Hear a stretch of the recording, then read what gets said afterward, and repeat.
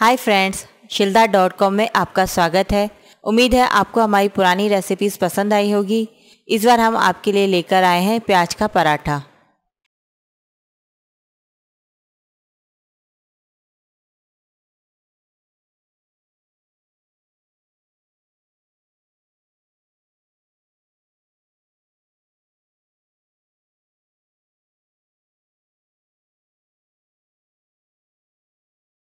प्याज का पराठा बनाने के लिए हमें चाहिए गुथा हुआ आटा, बारीक कटे हुए प्याज, नमकीन, हरा धनिया, नमक, लाल मिर्च, गरम मसाला, बारीक कटी हुई हरी मिर्च और सौंफ।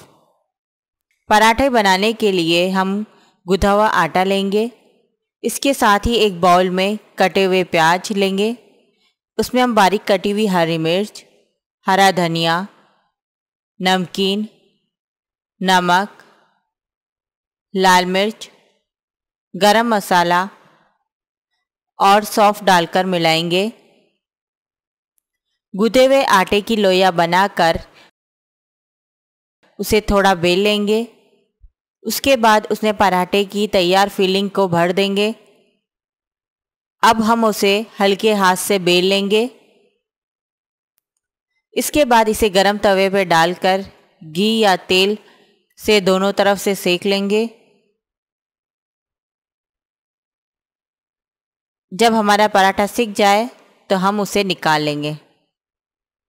इस तरह से हमारा प्याज का पराठा तैयार है। आप इसे दही, सॉस और धनिया चटनी के साथ सर्व कर सकते हैं। आप स्क्रीन पर दिए गए वीडियो लिंक पर क्लिक करके हमारी अन्य रेसिपीज़ को भी देख सकते हैं। अगर आपको हमारी रेसिपी पसंद आती है तो हमारे यूट्यूब चैनल को लाइक और सब्सक्राइब करें। जल्द ही एक नई रेसिपी के साथ आपसे फिर मुलाकात होगी। अभी के लिए गुड बाय।